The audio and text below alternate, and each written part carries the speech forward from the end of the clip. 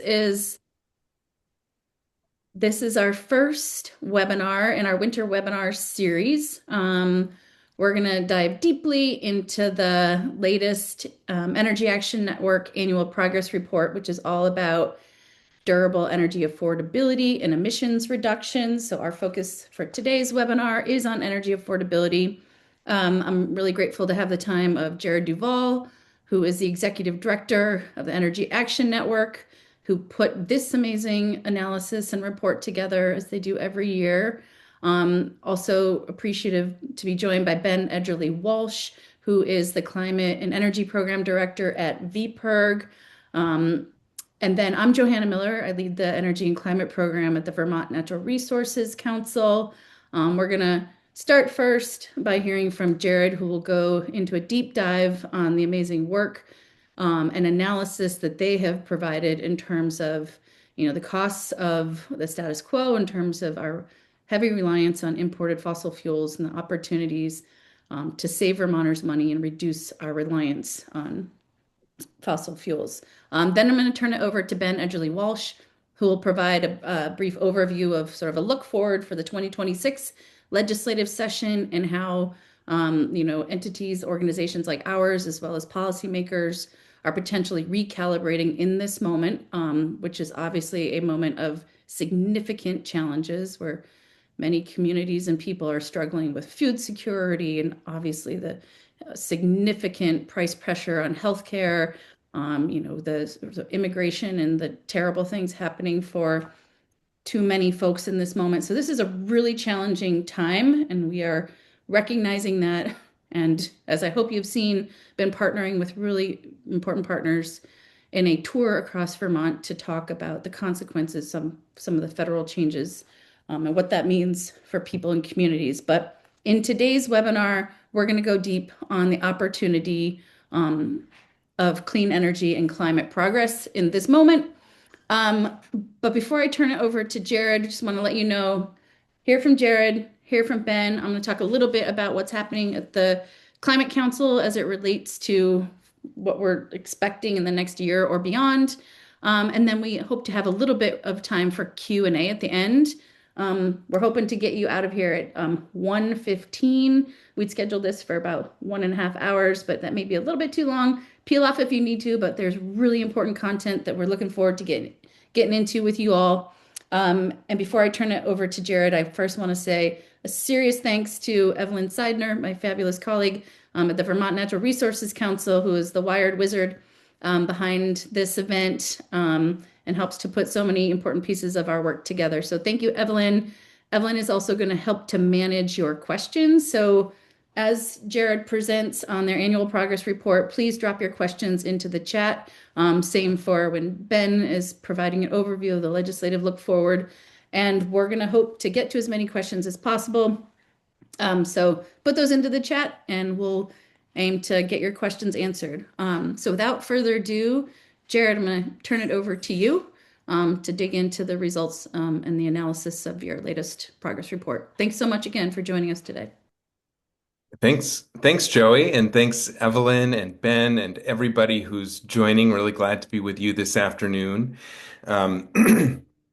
So let's dive right in. I know many of the folks on the call are familiar with Energy Action Network, but for those who are not, let me just do a brief introduction.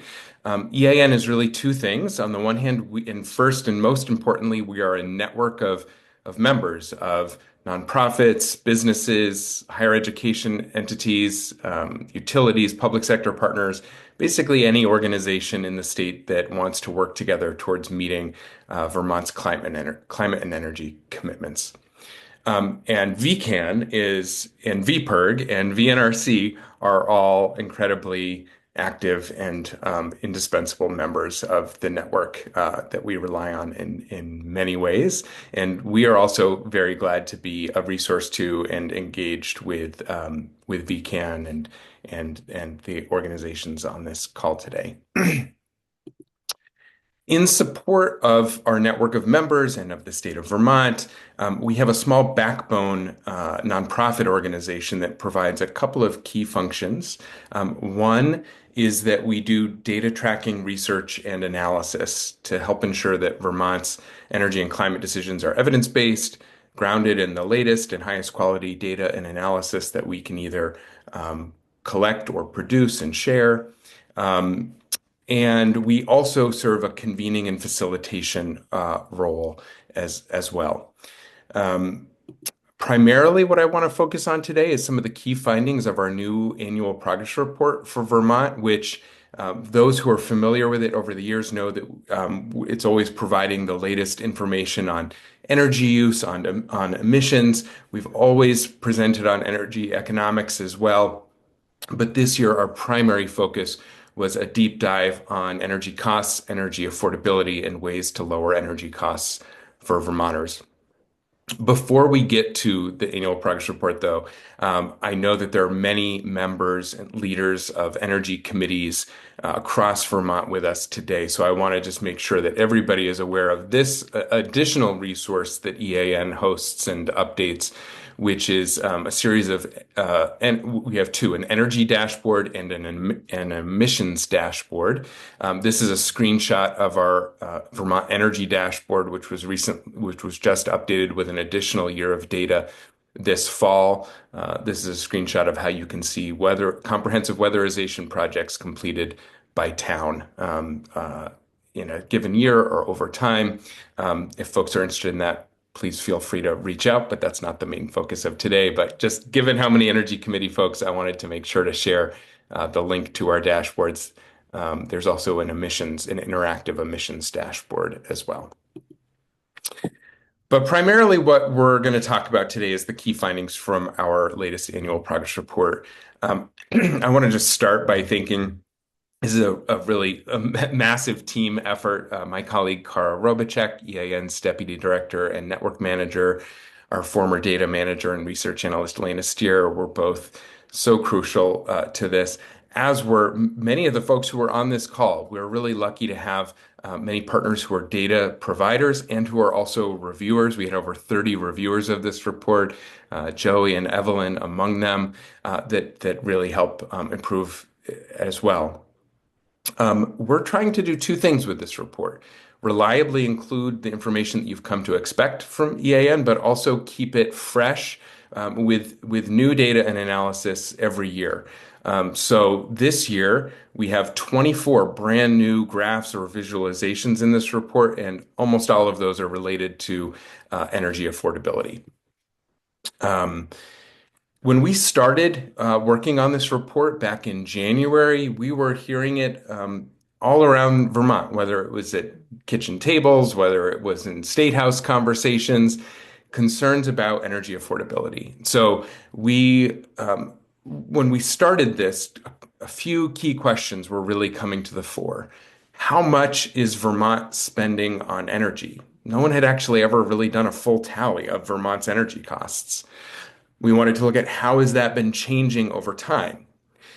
How much are Vermont households, on average and in different circumstances, spending on energy, and how has that changed over time?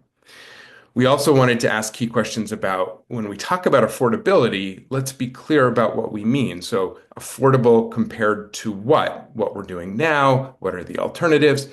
And crucially, affordable for whom? Really from an equity lens in terms of the opportunity, the existing costs and the opportunity to make different choices. So with some of that upfront context, let's dive right in. That first question, how much money is spent on energy in Vermont? The latest year for which we could get a full estimate was 2023, and it tallied up at about $3.3 billion. The largest share of that was about $1.4 billion. It's estimated to have been spent on transportation fuels, primarily gasoline, nearly $1 billion, and diesel, which you see here both in the blue.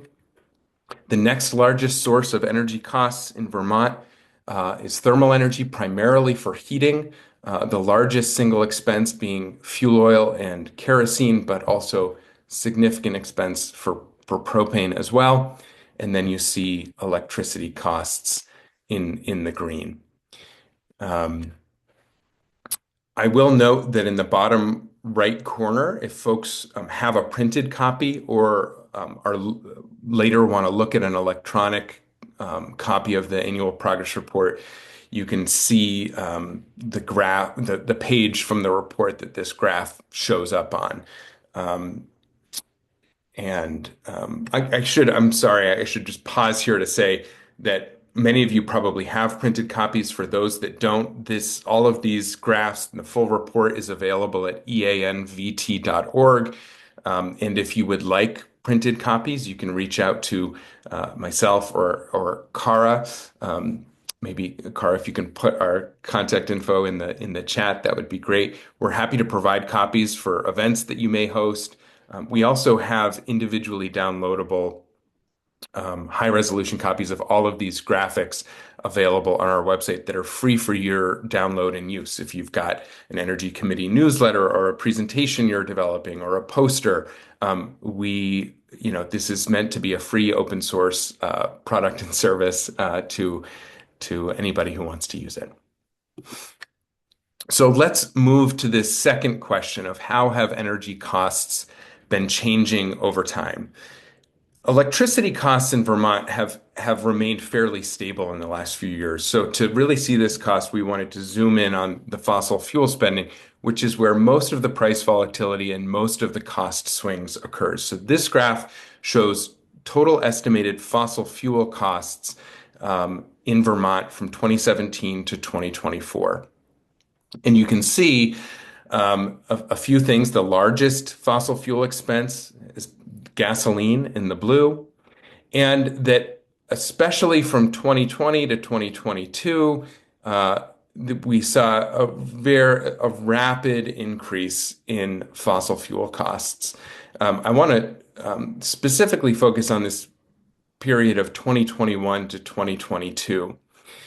And what this orange line up here shows is total fossil fuel use or consumption in Vermont, measured in trillion BTUs. And one thing that's really important to note is that between 2021 and 2022, our fossil fuel use or consumption was essentially flat. It didn't change much at all. And it's essentially been flat, since 2021 with very slight changes. However, the cost of that, generally same amount of fossil fuel has changed dramatically. From 2021 to 2022, Vermont's total fossil fuel bill increased by about $700 million in 1 year. And this was almost exclusively as a result of price spikes in global fossil fuel markets that were passed on to us. This was around the time that Russia invaded Ukraine and is not related to an increase in total consumption. So $700 billion increase, $700 million increase in fossil fuel costs in just 1 year in Vermont. And that has remained above $2 billion for the last 3 years. Okay, so the next question, what does this mean for an average Vermont household?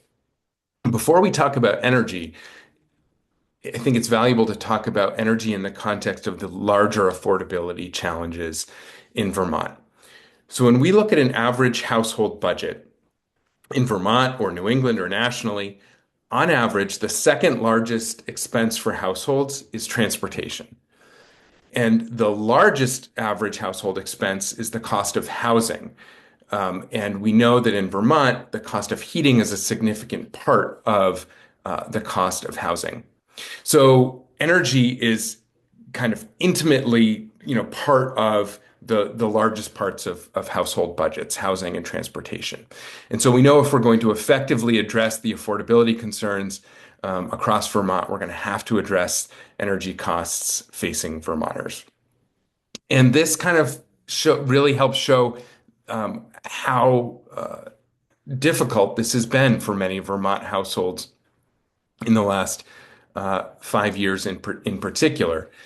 So we see that effect of that same price spike that I was talking about from 2021 to 2022 that we saw statewide, we see that on a household level as well.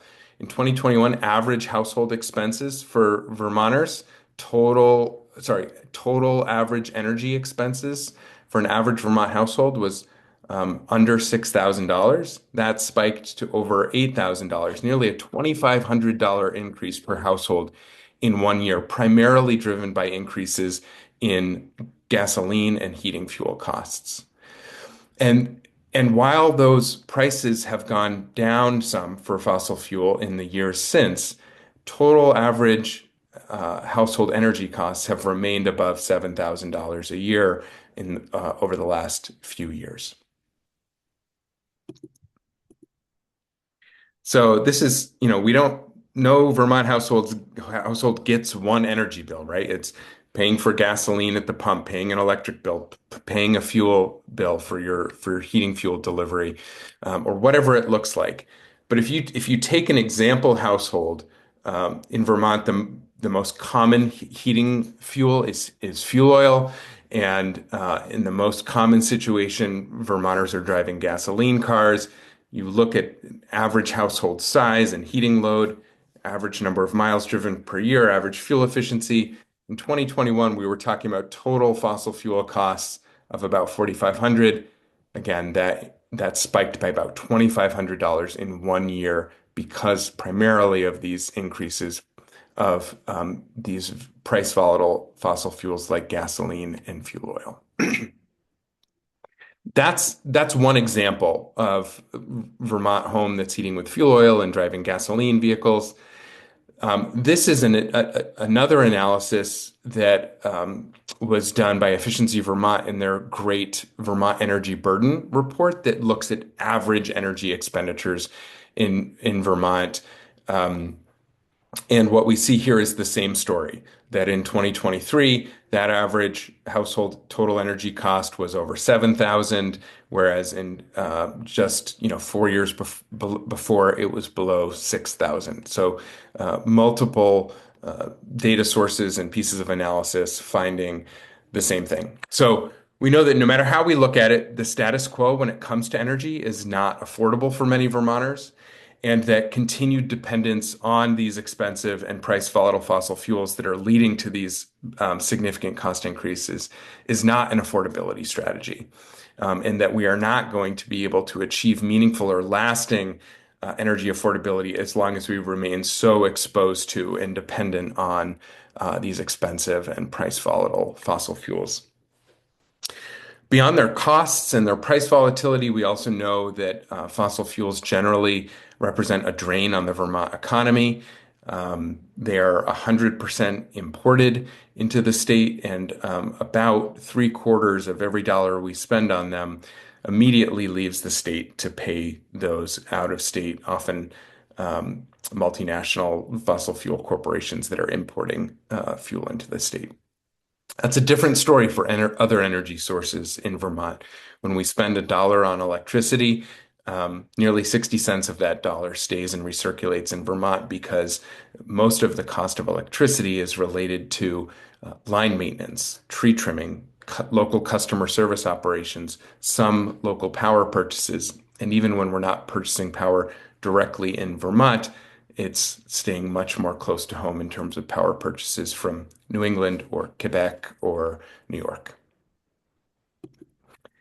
And finally, we know that continued fossil fuel dependence is not just expensive, price volatile, and draining money out of the Vermont economy and not supporting Vermont jobs to the extent that other energy sources do. It's also incredibly polluting and climate polluting. So this is a comparison of the lifetime pollution produced by an average gas vehicle and then you can see how that would compare to an average electric vehicle driven in Vermont. The gas vehicle producing 7 times more life cycle climate pollution than an electric vehicle. So that's the summary of what the data is showing us in terms of our continued fossil fuel dependence. It is expensive, it is price volatile, it drains money out of the Vermont economy, and it is heavily polluting, harming human health and worsening climate destabilization. So now I want to dig in with a little bit more specificity about what this looks like for the transportation and thermal sectors in particular, how we get around and how we heat our homes and buildings.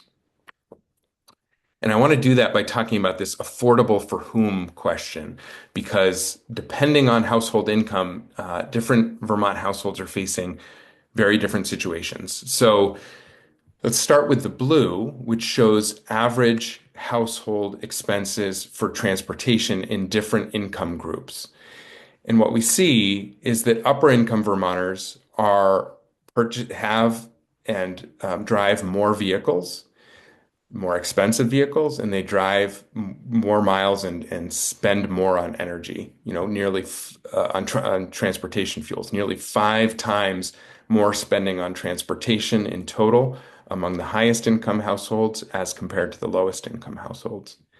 However, even though lower and middle income households are spending less on transportation, those costs that they do face take up a much higher share, as we see in the orange, of their household budget, with the lowest income Vermonters facing about, 22% of their household budget going to transportation costs on average, which represents a significant energy cost burden or transportation cost burden. It's a similar story when we talk about heating. The data source that we have here, the American Community Survey, aggregates data from heating and electricity costs. And so this is combined heating fuel and electricity fuel costs. But we see a similar story. Lower and middle income households spending less, consuming less energy than the highest income households.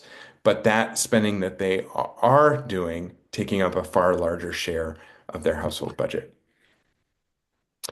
We also see that in terms of like overall transportation spending, um, upper income households are spending much more on vehicles, vehicle purchases, buying more expensive vehicles, buying more vehicles.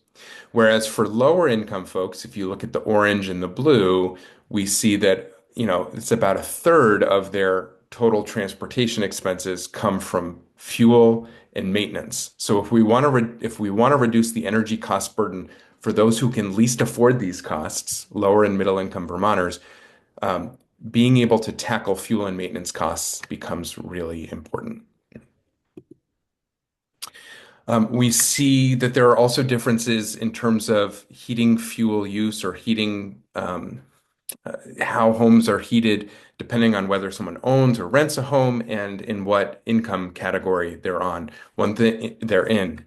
One thing that is particularly striking is that the lowest income Vermonters, whether they own their homes or whether they rent their homes, are disproportionately dependent on one of the highest cost and most price volatile heating fuels, which is fuel oil, as shown in the orange. And so we've seen over time that so this graph looks at average heating costs and what the range of those costs have been. The two most expensive heating fuel options in the last 5 years, propane and fuel oil. Yes, there's been a lot of volatility. You see that range in these orange bars here, but that the costs of heating efficiently with electricity, with heat pumps, or with wood pellets, or with fossil gas, or utility gas, or natural gas, those are lower fuel costs. Now, this is just the fuel. This does not include equipment costs, which can vary widely in each of these categories. And we also know that not only are fuel oil and propane the two most expensive on average and price volatile heating fuel options, they also produce the most climate pollution of any heating options. When we look at this price volatility, here's the comparison of gasoline. Here is the compare of diesel as compared to electricity. So we see gasoline and diesel always more expensive as a transportation fuel than the equivalent cost of electricity, and also much more price volatile. If you use an average statewide electric rate, equivalent cost of charging is $1.66 a gallon. Most Vermonters, about 70% of Vermonters, have access to, if they have an electric vehicle, to an EV rate through Green Mountain Power, and Burlington Electric's EV rate is even lower to bring those fuel costs lower for folks with EVs. Here is the cost comparison of different heating fuel options over time. Again, we see not just a recent phenomenon that over time, propane in the gray, fuel oil in the purple, the most, on average, the highest cost and also the most price volatile heating fuel options that exist, although the differences between them and other fuel options is not as large as it is on the transportation side. And the how much money stays or leaves the state, again, it does vary by fuel, but on average, we see fossil fuels much more money that leaving, much more of our energy dollars leaving the state rather than staying and reinvesting in Vermont and Vermont jobs. And that's data on the heating side.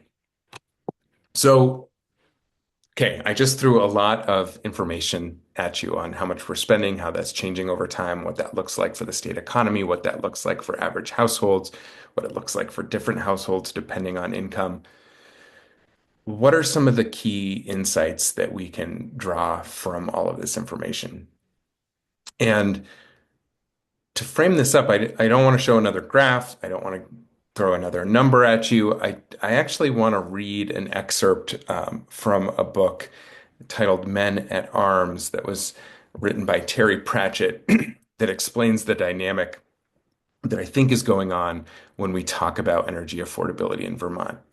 So this is the character Sam Vimes speaking from this book called Men at Arms.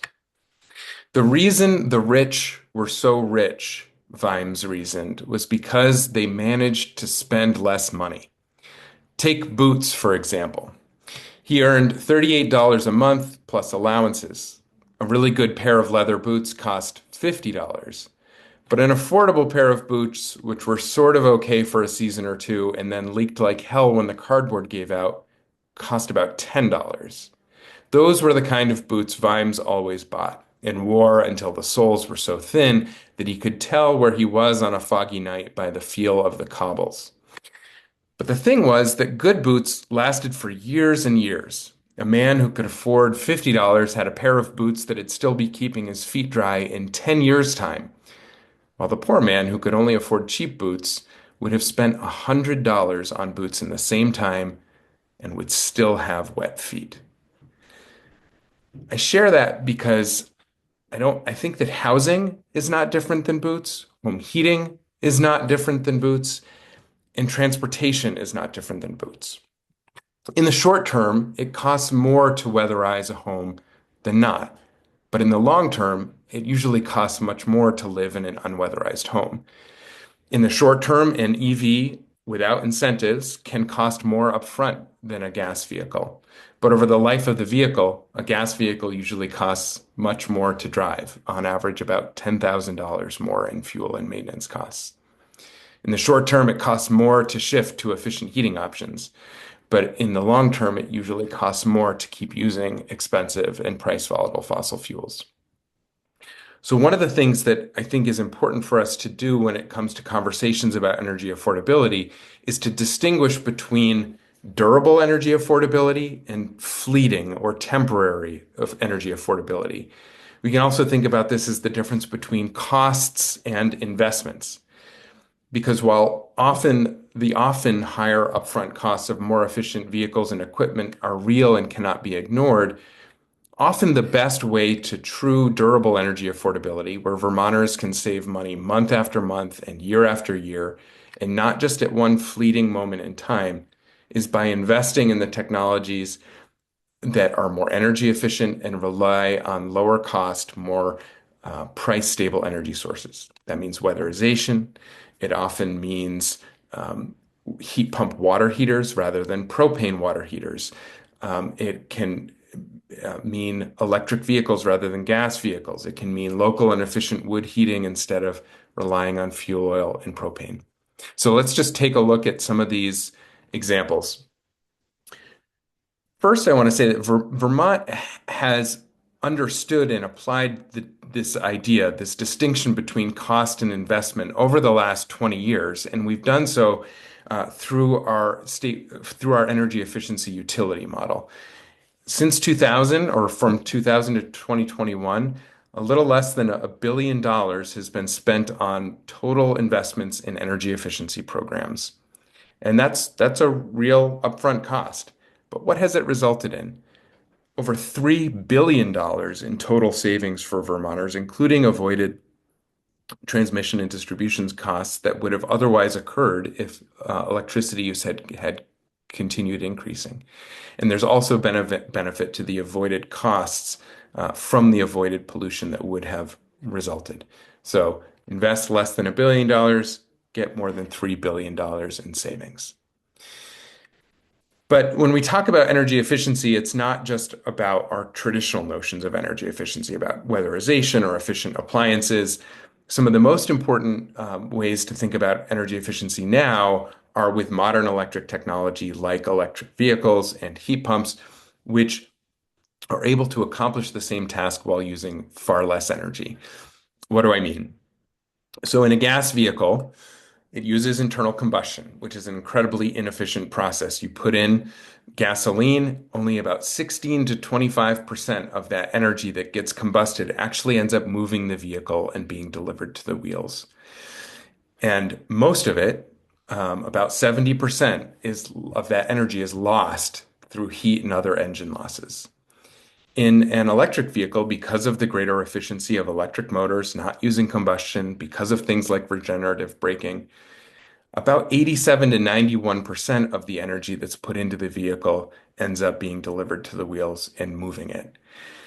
And so here we see that for a fraction of the amount of energy, you can drive the same amount of miles. Or said differently, for the same amount of energy, you can go much farther in an electric vehicle. This isn't just about transportation. Here's an example about water heating use. Again, gas or propane water heaters use combustion, only about 60 to 65% efficient. Each of these blue water heaters shows an annual household hot water use. And the amount of energy to get that amount of water to that temperature over the course of a year, the amount of energy is shown on the left. So again, to heat the same amount of water to the same temperature, a fraction of the energy input when we use heat pump water heaters versus combustion water heaters, because heat pump technology is being used to transfer energy from one source to another rather than to generate it through inefficient combustion. And here's the examples of the comparative efficiencies of different heating sources. And so what this all adds up to is that, you just take $1. If you put $1 into a gasoline vehicle, how far does it get you? In large part because of the higher costs of gasoline and because of the inefficiency of internal combustion engines, it only gets you about 7 miles. But if you spend that same dollar on charging an electric vehicle, in this example is GMP's off-peak rate, you go 3 times as far. And what does that add up to over time?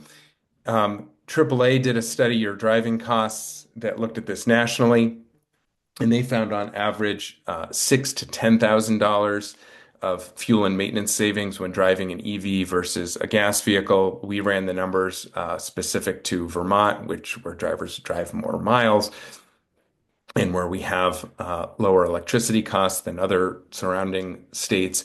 And we found an average of nearly $10,000 in estimated fuel and maintenance cost savings over the life of an electric vehicle driven in Vermont versus a gas vehicle.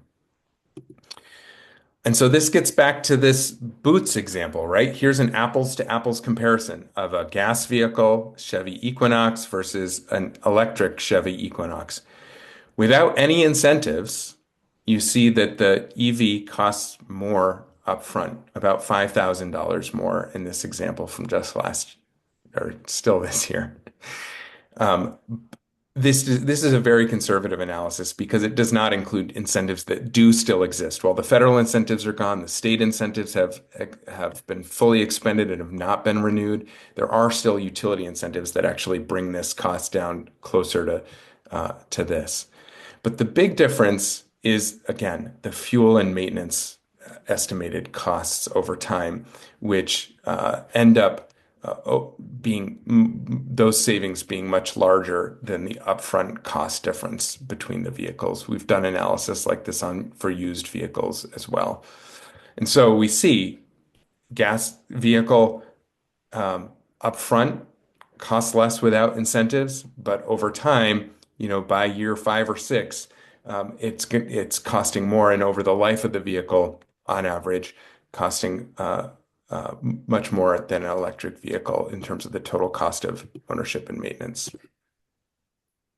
I do want to pause to say that, electric rates in Vermont vary by utility territory, um, from a low of 12 cents a kilowatt hour to a high of 25 cents. A kilowatt hour, but in every scenario, even if you're not in an EV rate, and even if you're in one of the higher cost electric utility areas, all of these average annual charging costs are lower than the average annual cost to fuel a gas vehicle. We've got analysis comparing heat pumps. Again, same story, lower upfront cost to purchase a heat pump water heater, but that the costs of fueling that propane water heater are much greater over time than the cost of operating a heat pump water heater. I should say this is specific to water heaters. Heat pumps are much more complex in terms of space heating. There's a lot more variables. We do have some analysis on that, but it's not as simple and straightforward as of a story of lifetime cost savings that as the story is for electric vehicles and heat pump water heaters. With all of this, there's nuance. With all of this, there are exceptions. It depends on um, what fuel you're using now, what current prices are, how they will change over time. But we see that because of the greater energy efficiency advantages of modern electric technology, there are massive opportunities to help Vermonters move from high and unpredictable energy cost curves when reliant on fossil fuel to lower and more price stable energy costs year after year with things like electric vehicles and heat pump water heaters and weatherization.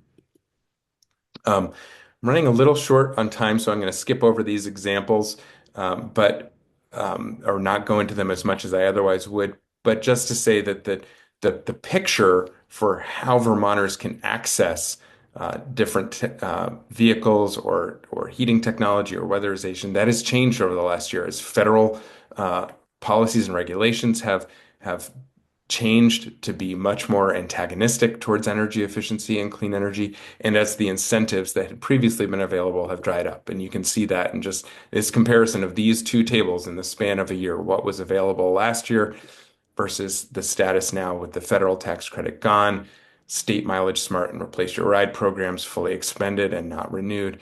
And so now in the EV space, if you're getting a used electric vehicle, the only incentive available to you now is through your electric utility. But these incentives in the past have made a big difference, especially in this key question of if we know that these options can help people lower costs over time, but the key barrier is the upfront cost, then incentives are one of the key things that can lower that upfront cost and help people move to lower energy cost options over time. And the state EV incentive program did that in a massively successful way. All of the state of Vermont incentives were going to low or middle income folks, not upper income folks, and they were only going to vehicles that were under a certain price point. So these dollars were going as far as possible from an equity standpoint of helping folks who otherwise wouldn't be able to afford to purchase a used or new electric vehicle. We saw a similar thing in the design of incentives for heat pump water heaters, full grants for low and moderate income Vermonters to move to a heat pump water heater rather than a fossil water heater. Over 1,000 of those grants were provided from April 24 to March 25, helping those folks reduce their costs over time and significantly cut pollution. But again, the future of that program is uncertain at best. Um,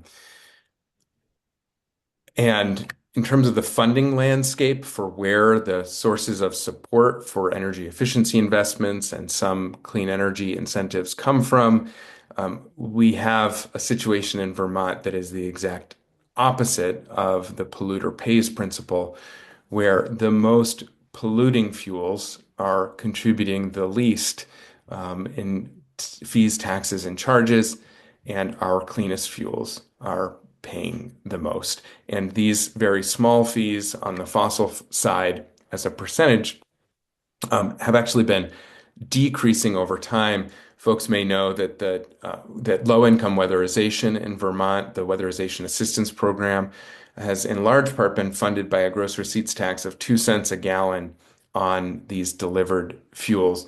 That has remained unchanged since 2017. So about the same amount of revenue coming in, just 2 cents a gallon on sales that have been relatively flat. But of course, the costs have not been flat because of inflation, because of tariffs. The costs of materials, of labor have gone up. And so, the average weatherization project cost has increased about 50% in the last 8 years, while that funding source has remained flat at only 2 cents a gallon since 2017. So, big questions for Vermont going forward. If we want to help Vermonters move to more durably energy affordable options, like weatherization, or through weatherization, and like technologies like electric vehicles and heat pump water heaters, a key question is where the funds will come from to provide the incentives to lower and middle income folks to help them overcome that upfront cost hurdle so that the cost saving and pollution reduction benefits of all of those measures don't just go to upper income folks who can afford them.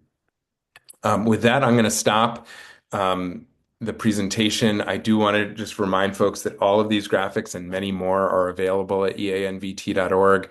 You can download them free to use. If you have an upcoming event and would like printed copies, we're happy to provide those to you. Just reach out to me or Cara. And we're happy to also do more events like this. If you'd like to collaborate on a webinar or an in-person presentation and discussion, um, always open to that. But for now, happy to turn it back over to Joey, and thanks everybody. Thank you so much, Jared. That was a really helpful overview. More so, thank you so much to you and the EAN team of partners for this really important body of work that gives us a, fact-based, data-backed analysis of where we stand.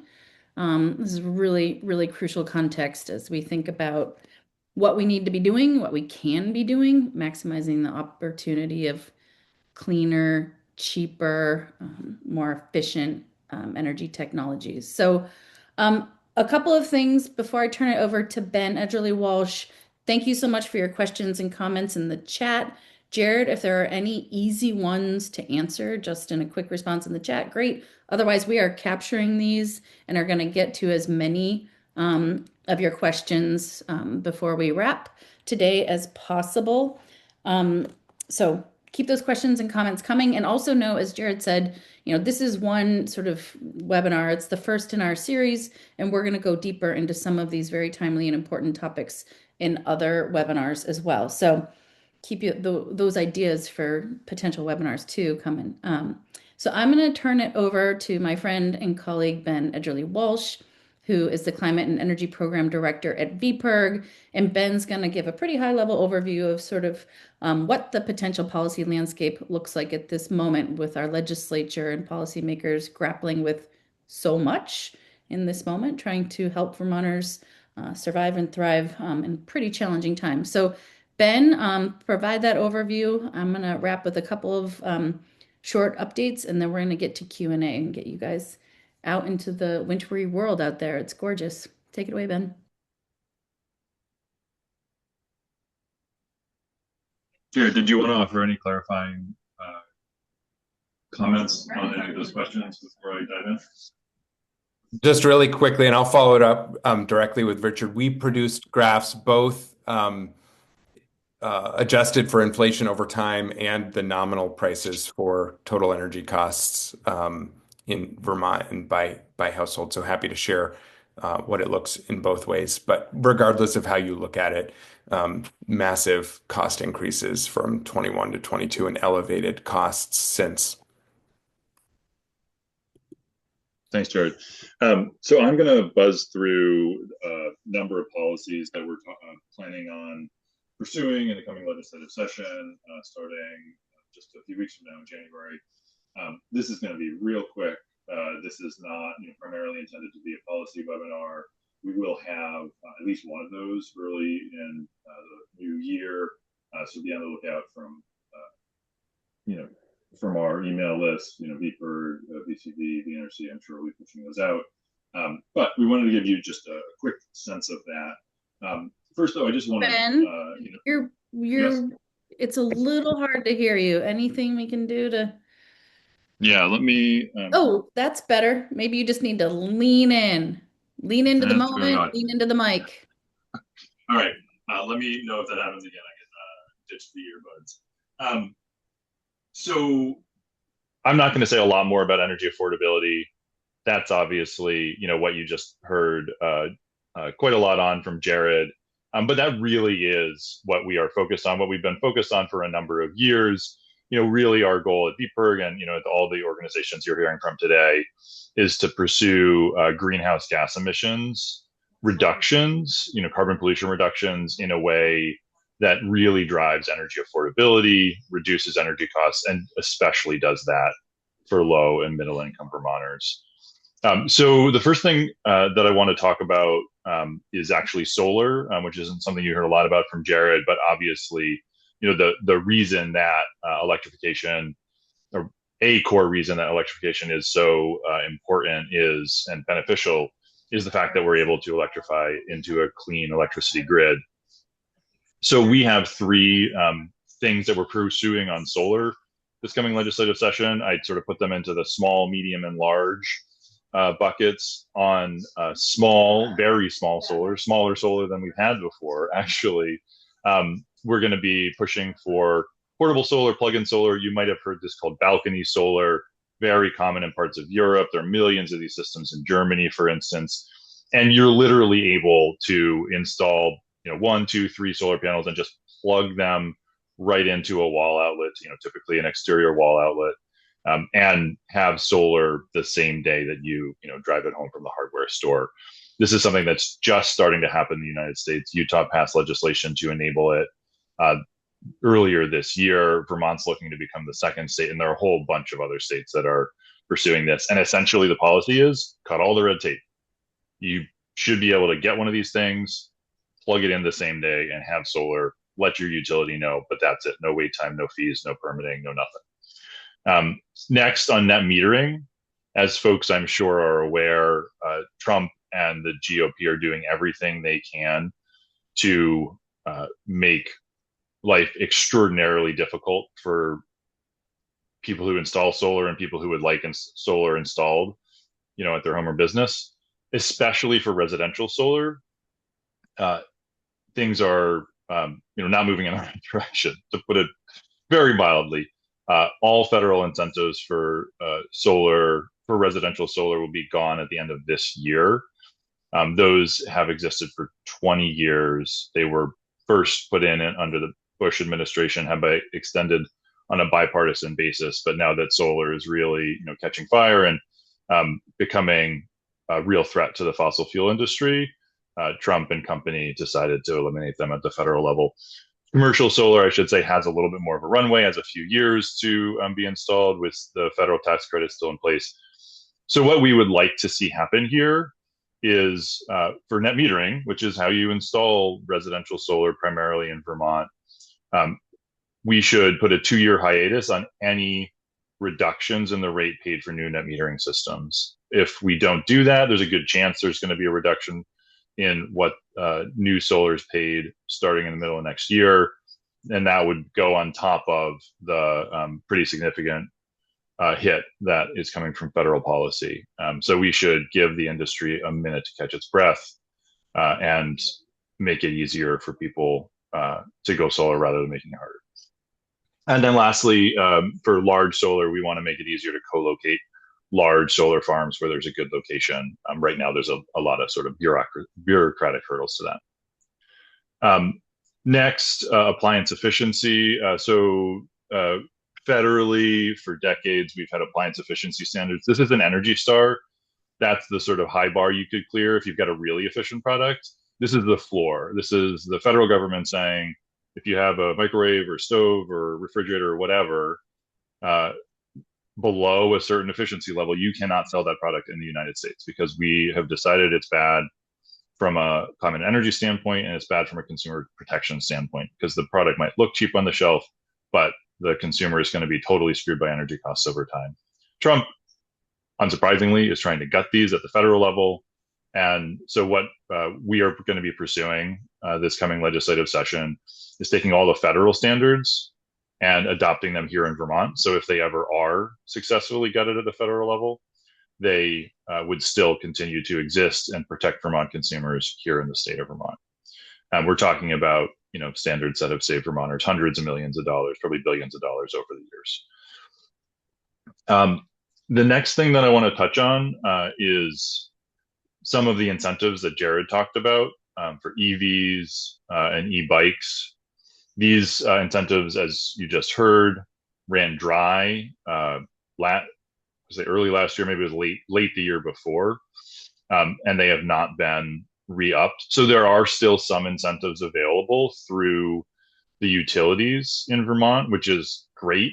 That's through what's called Tier 3 of our renewable energy standard, which requires utilities to offer things like that, though they get to choose exactly what they're offering.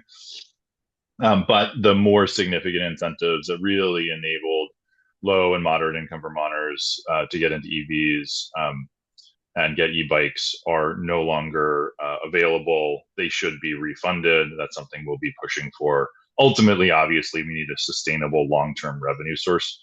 Just to be totally blunt, Governor Scott is very trigger happy with his climate vetoes, so we do not see that in the offing in the near term, but is obviously something that we'll continue to pursue over time. And then I just wanted to make a brief note on weatherization funding. Because of some federal funds that the Trump administration has not attempted to pull back, unlike what they've done in many other areas, we understand that funding for low-income weatherization will continue to exist through mid-2027.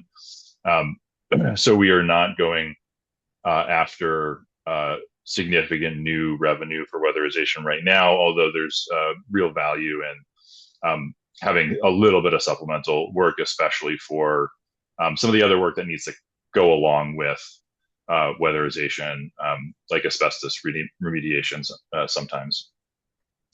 Last couple of things that I'll mention. We are very aware of the national push for data center build out. That's not something we're seeing here in Vermont yet. As you know, New England electric prices are generally higher than most of the rest of the country, although Vermont has been able, through Efficiency Vermont's work and some of our investments in renewables, to keep our prices relatively low. But prices in a lot of other places that are seeing data center build out are actually going up and going up faster than what we're seeing here in Vermont. So what we're interested in doing is getting ahead of the curve and seeing some proactive legislation on data centers to get ahead of any potential proposals that could come, down the line, end of this decade, into the next decade. And then lastly, I'll say that, this is not exhaustive. Again, we'll have a policy webinar next year. There are other things like thermal energy networks that we expect to be working on. And then the very last thing that I'll mention, and we'll have about 20 minutes of Q&A, is we absolutely have a lot of work to do on implementing and defending the laws that we already have on the books, the Global Warming Solutions Act, the Renewable Energy Standard, the Climate Superfund Act. There are likely to be some funding needs for those, in particular the Climate Superfund Act, and we know that all of them are under attack. There's a push to repeal or gut every single one of the laws that I just named, and we cannot allow any of those things to move forward. I'll turn it back over to Joey, who I think has one or two other things she wants to touch on, and then we'll do Q&A. Yeah, many thanks, Ben. And I know we're going to get to some of your questions. We can dive more deeply, but just yeah, placeholder again for in mid-January, we're going to likely launch the Environmental Communities Common Agenda, which is a very broad look at shared policy priorities among many different types of organizations, and then go probably more deeply into some of the very specific things that Ben just mentioned in a deeper dive legislative uh, session, webinar on climate and clean energy more specifically. We really wanted to provide a platform for Jared and the EAN's team, their amazing body of research that should inform all of our policy making and policymakers thinking as we look to, reduce our reliance on imported fossil fuels and help secure durable energy affordability, as Jared said. Building off of just a couple things I wanted to flag quickly. For you, as Ben mentioned, we have some really important policies on the books, including the Global Warming Solutions Act, which took our 20-year-old our goals to reduce climate pollution, turn them into requirements, and established a broad framework for equitably helping people reduce climate pollution, as well as building more resilient and adaptive communities in a warming planet. Many of you helped shape the adopted climate action plan that was delivered just before the July 1st deadline. That's a really important framework. I'm going to drop in the chat what the 2025 climate action plan articulated. If you go to this page, you'll also see a list of top 10 priority actions that the Climate Council identified. And one of the things that we're anticipating this legislative session is moving forward one of those primary recommendations that were identified as a priority, which is to establish a greenhouse gas emissions reporting framework, largely to help cover the transportation and thermal sector. As Ben noted, as you all know well, we've made a lot of progress. We have a pretty strong understanding of our greenhouse gas emissions and energy costs and usage in the electric sector, but we lack some really pivotal information for the transportation and thermal sector that's really important not only to planning, including good planning that's happening at the local and regional level, but also to planning for getting off of fossil fuels through policy and program design that is equitable and efficacious. So we're expecting on Monday, the Climate Council is meeting. We expect the Agency of Natural Resources Climate Action Office to outline their proposed rule and recommendation for moving forward to implement a greenhouse gas emissions reporting rule. So you can learn more about that by attending that meeting if you want on Monday, or we'll continue to try and keep you updated. But it's a fundamental framework for good policy and regulatory change and good planning. So greenhouse gas emissions reporting rule. One other thing I just wanted to note really quickly is you all know the Advanced Clean Cars 2, and Advanced Clean Trucks program that Vermont has long participated in partnership or following the lead of California, is a very fundamental framework that has ensured that Vermonters can access and avail themselves of more cost-effective, cleaner electric vehicles. And the Advanced Clean Cars 2 program was really designed to deliver and make sure that Vermont could access cleaner electric vehicles. That program, which was designed to stop the sale by 2035 of new electric vehicles in Vermont, has been put on pause. The Trump administration is going after that program and is aiming to sort of take it down at the knees, and they're successfully, I think, doing that. California is looking at a backstop and an emergency rulemaking, and we're going to talk about that at the Climate Council meeting about what Vermont can do to ensure that the only significant pollution reduction measure that has been enacted since the initial 2021 Climate Action Plan was adopted was the Advanced Clean Cars and Trucks bucket of rules, and that is now backpedaling, unfortunately. So we're going to see what we can do as a backstop in collaboration with California and other states who recognize the importance of cutting costs and carbon through cleaner electric vehicles. And to sort of answer your question, Richard, to be determined what's going to happen with a cap and invest program, but fundamentally, we can't design any regulatory or policy framework unless we have a greenhouse gas emissions reporting rule in place. So making sure that we have a system that enables us to understand where those fuels are coming from and how much and what they are with a clearer view. We're going to need that information to move any other programs or policies forward.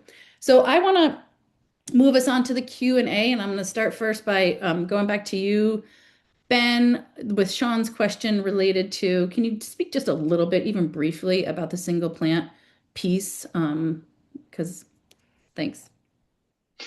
Yeah, I can. And it looked like Sean was asking about, um, sorry, making sure my mic's here. Citing streamlining more generally, which is something that we're interested in for sure. But the piece of it that we're biting off right now, what Joey just referred to as single plant, is essentially, without getting into all the gory details of why, right now, if you want to put two relatively, let's say, large for Vermont solar farms next to each other, you have to jump through a lot of hoops and probably build a lot of unnecessary infrastructure to do that and not have them considered one plant, which could kick them out of eligibility for things like net metering, the standard offer, or the renewable energy standard. Um, you could have to build another road or a whole bunch of additional electrical infrastructure that really is not necessary from a engineering or technical standpoint, but is simply to satisfy some bureaucratic, red tape that has cropped up over the years due to a combination of a definition in Vermont state law and how the Public Utilities Commission is implementing it. So basically, what we're trying to do is make it so that for programs or for solar arrays outside of ones being built through some sort of incentive program like net metering or the standard offer, you can put them next to each other without having to incur all of those additional unnecessary costs. We don't expect this to come up in an enormous amount, but to the extent that you're driving down the cost of some of these, again, large for Vermont solar arrays, those costs, because of the way electric procurement works, would end up, the cost savings would end up being passed on to Vermont ratepayers. Thanks. Thanks, Ben. Jared, I'm going to ping this one to you. And I don't know which slide Kim was referring to, but where do wood burning stoves fall in the chart? It showed wood pellets higher or lower. I can't recall the slide, but if you can speak to wood burning stoves. Yeah, so when we present kind of comparisons of different heating options, one of the things that we try to do is an apples to apples comparison because there's so many different situations that folks have. So a number of the graphs in the report will compare different whole home ducted systems for folks who have like forced hot air. Some will compare hydronic systems for folks who have boilers. Many of the options, and we usually, to make it apples to apples, we look at whole home heating systems generally. Sometimes we do analysis of wood stoves or wood pellet stoves, but what was shown on that graph was a whole home wood pellet system. When it comes to emissions, we've done analysis that looks at life cycle emissions from report that was produced for Agency of Natural Resources and the Climate Council. That was shown. Let me see if I can find it and share it.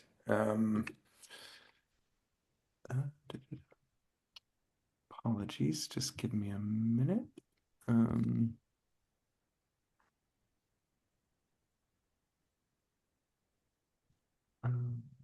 Basically, I wondered just if the wood stoves were higher or lower than pellet for emissions for cost.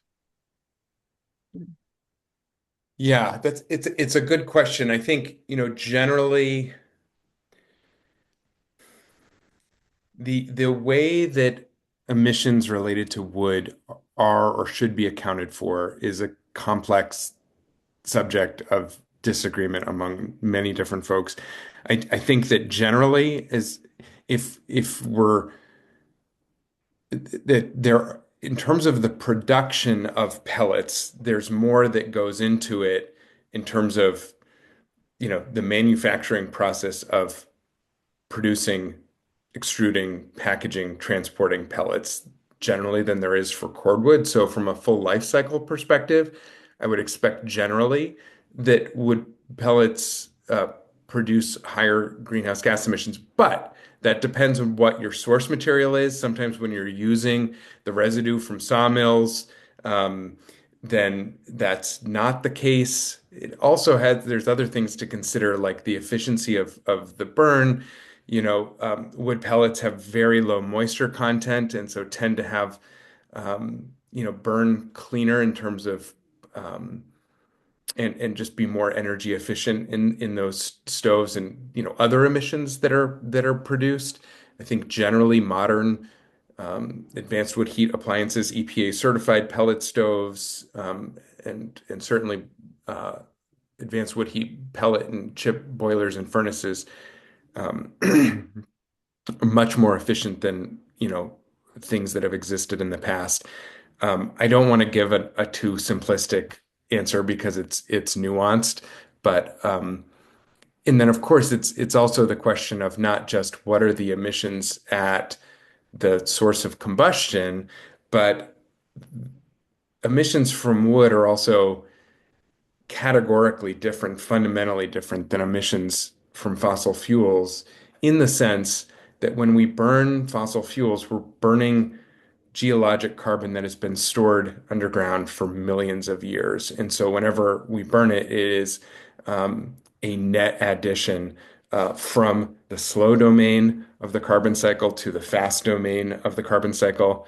IPCC, the Intergovernmental Panel on Climate Change, has said 80% of what has happened with climate destabilization and global warming in the world is as a result of the burning of fossil fuels. So some effect, certainly from land use changes, certainly from burning biomass, but the burning of wood and other biomass is most problematic when the land that it came from does not continue as it was. Like if a forest, rather than regrowing and resequestering and storing that carbon, becomes a parking lot or not a forest anymore, it's a fair point that the emissions are similar to that of fossil fuels because it's a net addition and those emissions will not be resequestered and stored. But if we're burning wood from a sustainably managed forest that is regrowing, that is a source of biogenic carbon. And that's a fundamentally different carbon cycle, the fast domain of the carbon cycle, than the slow domain of geologic carbon coming up from and being combusted by fossil fuels. Sorry, I know that's complex, but I think that's an important distinction. It is really important conversation and an important topic, and it may be one where it warrants going into in a standalone webinar all by itself. But in hopes of getting to more questions from folks, I'm going to pivot to Ben and I'm going to ask, how have the incentives for solar panels and EVs changed behavior in Vermont? How's it look moving forward? And then relatedly, is the state concerned about the future electricity supply as electrification moves forward? If you can tie those two together, that'd be great. Sounds good. So I'll say, if you look around the country, the states that have more incentives for things like EVs and solar, you see greater adoption rates. Obviously, there's a confounding variable there. If you're looking at a place like Vermont or California, those just might be the places that people who really love the idea of solar and EVs live. So one thing that VPIRG did before Vermont pursued the EV incentives that we talked about, the state-funded ones, not the older ones through the utilities, was we looked at, I think it was about half a dozen states that had in the preceding few years, implemented EV incentives, over and above the federal ones. And, the install rates or the adoption rates they'd seen for the year before and then the year after those incentives going into place. And we saw every single state have a greater increase in EV adoption in the year following than what you saw at the national level. So there clearly was an effect. We have not done that research to take a look at Vermont adoption rates post implementation of those. But I would, I see no reason that Vermont wouldn't have had exactly the same experience as every other state. And the change in your audio, it kind of uh, got more distant and less clear, like I, 10 seconds is, ago. I don't, I think that's an internet connection issue, maybe. Can you hear me okay now? Not better. Great. Not as well. If you can be a little closer, that's probably better. Huh. There you That's go. better. That's good. I don't. It's just so weird. Okay, sorry. I'll stop editorializing my audio. The second question, I would say, for electrification, no. Electrification is going to have a significant effect on the amount of electricity generation we need. We've known that for a while. Obviously, it's not totally predictable, but it is. You can make reasonable estimates of it. And when you add the renewable energy standard in, where we have very clear requirements for utilities to procure renewable energy, that adds additional predictability. Obviously, the Trump administration making it much, much harder to build renewables, especially offshore wind, has thrown a wrench in the works. But the biggest thing that I am concerned about, and I would imagine people at the state of Vermont are concerned about, is actually data center growth. When you look at the range of possible growth, it sort of ranges from very significant to unimaginable. And while we're not seeing those in Vermont in the near term, we certainly could see them over the medium to long term, and they certainly could impact the broader electric markets that we are a part of. So when I look at future electricity demand, that's really the thing that I've got my eye on, and that's what we're seeing some other states at least start to really have challenges with in terms of the impacts on rates and the impacts on transmission, distribution, and generation as well. So I'm glad that we are digging into that proactively here. Thanks, Ben. And apologies and appreciates people's patience with Ben's audio and appreciate your patience with trying to muster through it, Ben. It is 1:15 now. I want to be very thoughtful about people's time, and we've captured these questions. I see an interest in talking more about biomass. I'm going to flag that for a potential future webinar. Evelyn, let's put that in our ideas hopper. And wondering if at some point we can try to answer some of these questions, maybe in a follow-up. Or Jared or Ben, if you want to drop your emails in the chat, if you'd be willing, that would be great. Anyway, we really appreciate your time. This is such a challenging moment for so many. So thinking about people and doing all we can to lean into to support friends and neighbors who are managing so much. But clean energy and climate, it's an opportunity and an obligation. And as Jared and his EAN team outlined, it's a really durable affordability strategy. So we're gonna look to lean into the learnings of EIN and collaborate with you all and others this upcoming legislative session.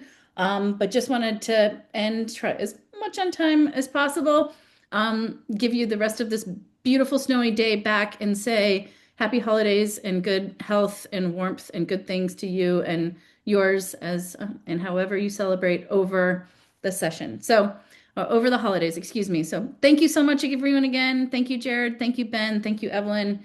And look forward to connecting with you all in person or in a Zoom box somewhere near you.